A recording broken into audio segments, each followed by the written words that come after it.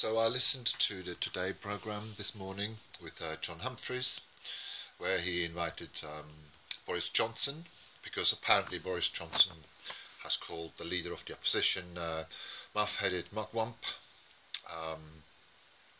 So that gets him an interview, that brings him back onto the platform after we haven't heard very much from him at all.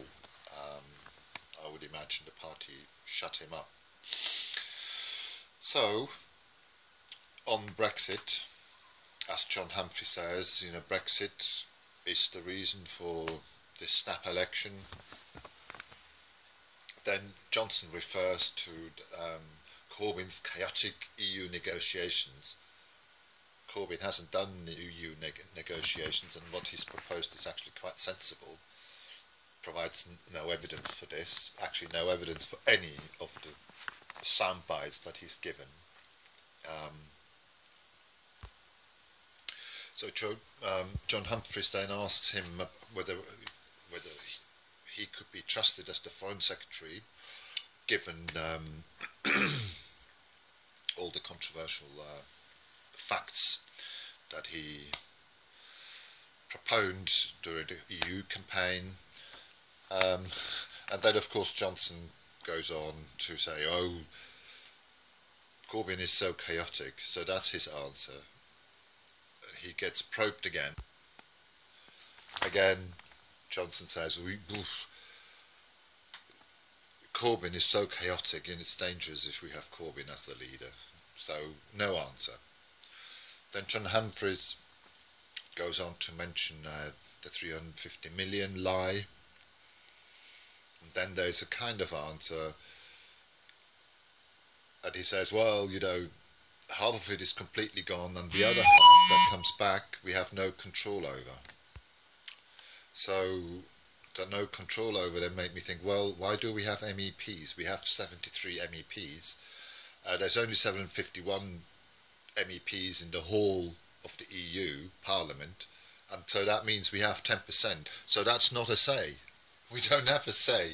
We have 10%. 1 in 10 MEPs are English, are British, and quite a few of them are UKIP ones. And then Johnson gave some bollocks about the country needs to unite. It needs to unite. Unite. Yes, of course, unite. You divided it. Yes.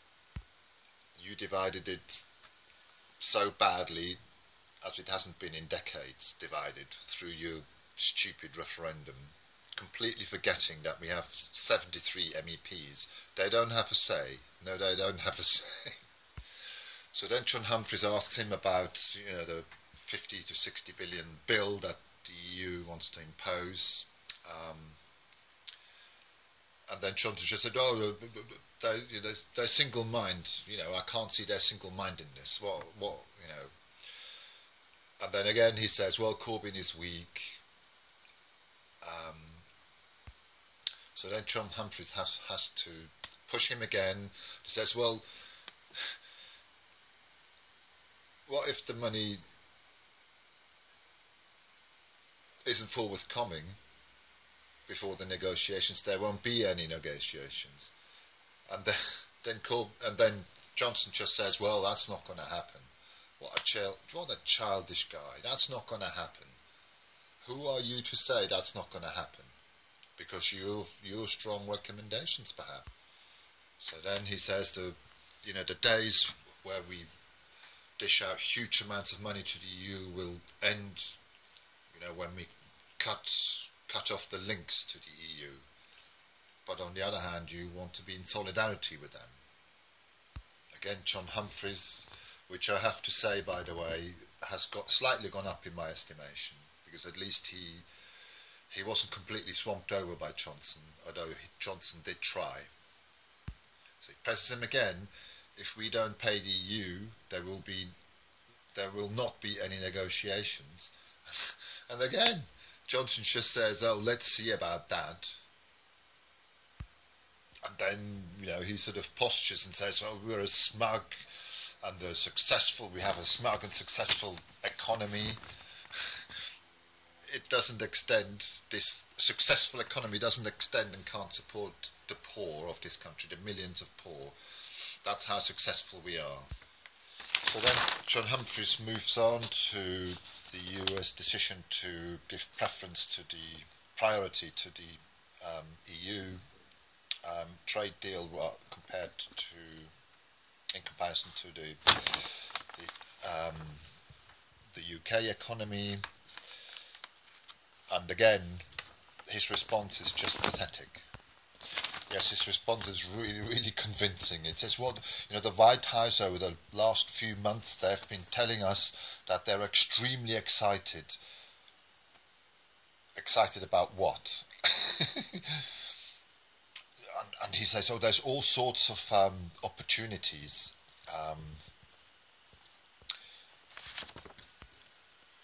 And then bizarrely, he talks about all those ladies, lady listeners, who aren't even aware of that there is an election. I have no idea what that is doing in his answer there. And then Johnson says, yes, but we had Paul Ryan, he's the Speaker of the House of the Senate in the US government, or Parliament rather, and actually, well, giving the impression that we are first in line for trade deals. He has actually no mandate to say anything like that. The Speaker of the House of the Senate, I have checked that, fact-checked it, has more of a ceremonial role in most cases, especially if he's from the same party as the President. So the ceremonial person says, it gives the impression that we are first in line. Gives the impression. It's just bullshit. Then he comes back to these trade opportunities. So he mentions the beef ban that the US has is in place, you know, from us to the US. We can't export them. And then the haggis. And he gives those as examples of opportunities for trade deal negotiations. And then in the same breath he says, well, but we can't give details after he's just given 2 details. But let's pencil it in. That's what he says. I mean, what a moron. So then John Humphrey asks him about immigration. And there's some reasonable answers, I have to admit. But then he goes to ask about excluding foreign students. And then Johnson does something bizarre. He says how proud he is of the foreign student market, how profitable it is. And then he says 1 in 7 kings and queens and prime ministers around the world have been educated in England. 1 in 7. That's great, that's wonderful, but there's nothing of substance there. There's millions of others that you don't talk about. It's just anecdotal facts, really. It's got nothing to do with, running an immigration. So you've got to give preference to them, of course you would, wouldn't you? It's just total bollocks. And then about Syria. Then, of course, he goes on as an expert, of course, an absolute the unquestionable attack with the sarin gas against innocent victims, by the Assad regime. He presents a suspicion as a fact, and you cannot do that. I mean, you cannot run a country on suspicion. See what happened with the Iraqi war. See, because this obviously was in relation to if the US asked us to, in future, to help with attacks like that happened a month ago, based on suspicion that it was Assad. In fact, Assad, of course, categorically denies it, and most of the world also are suspicious that actually this is true. But let's leave it at that. So then John Humphreys presses him on would they consult the House of Commons? And then Johnson just says, well, if they ask us, it would be very hard to say no. It would be very hard to say no. And then he goes on and says, well, the Prime Minister will decide, if a Commons vote is necessary. Oh, that's very good. Thanks for the democracy. Um, and then he goes on to say, if the US is forced again to unleash attacks, forced again, he said, forced again by an attack, as we've seen, which is, yes, we don't know who made the attack. And then he says, with a weapon that was banned 100 years ago. So in 2013, we sold weaponized gas to a Middle East country. That's a fact. So, what the hell? We sell it to them, they use it, and then we say, well, that was banned 100 years ago. What on earth? So basically, he's fishing for favours. He wants to go into bed with the States again. Just like in the Iraqi war, and he's hoping that this favour then will somehow give us good trade, conditions, deals. Ridiculous. A foreign policy based on that interview is childish, unprofessional, unrealistic. And then he goes on,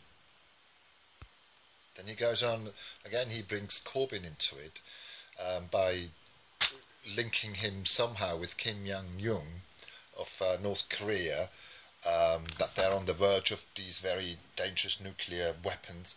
We have them. The only country that's ever used them is the United States. As you may remember, no other country has ever used them in an aggressive act. So again, he says, Corbyn is against these dangerous weapons. Yes, of course, everybody in the world should be against these dangerous weapons. And Corbyn is the only person, apart from the Green Party, who has got, some strategy of how to create a world free of weapons, whereas all you want to do is you want to use them. You don't want to get rid of them. And then again, he undermines Corbyn by saying that he wouldn't have a shoot-to-kill policy in the event of an Islamic attack.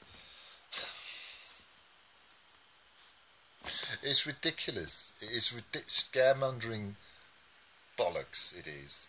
Because, of course, he would have it. But what he would have, as well as the Green Party, we would have a strategy to make sure that political solutions are found, diplomatic solutions, because bombs create terrorists, don't they? I mean, more and more people are believing this. Bombs create more and more terrorists. More bombs, more terrorists. It's as easy as 1 and 1 is 2. And last but not least, let's get back to the muff-headed mugwump. I sat on the toilet a little while ago, and I thought, well, that's quite creative, isn't he? So let's see whether I can, sitting on the toilet having a wee, find... so I spent 5 minutes So I came up with this: Trumpy head, twatty-eyed yo-yo-go. So that's one. The other one is childish pillocky Etonian wallop. The third one, here I am-ish attention seeker boy. There you go. And then the last one, I mean, they're not funny, but there you go. That's what 5 minutes of sitting on a toilet can do. Dumpy Numpty fell off his horse, and I really hope that he is going to fall off his horse big time. I hope he's not going to be elected. I hope something happens that he will not be elected, and that the Tories are not there elected.